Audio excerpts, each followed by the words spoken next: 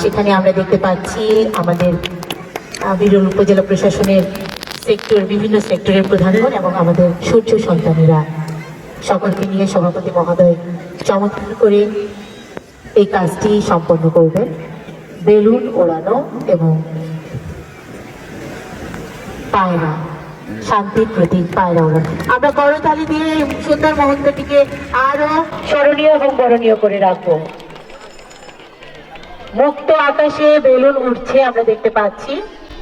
এ পর্যায়ে পায়রা খুব চমৎকার করে তাদেরকেও এই মুক্ত আকাশে উড়িয়ে দেওয়া হবে। আমরা একটু করতালি দেব, এই আনন্দটি নিজের মধ্যে নিয়ে নেব। আবার দারুণ সূর্য হব, লিখব নতুন ইতিহাস, স্বাধীনতায় খুঁজে পাই নির্মল নিঃশ্বাস।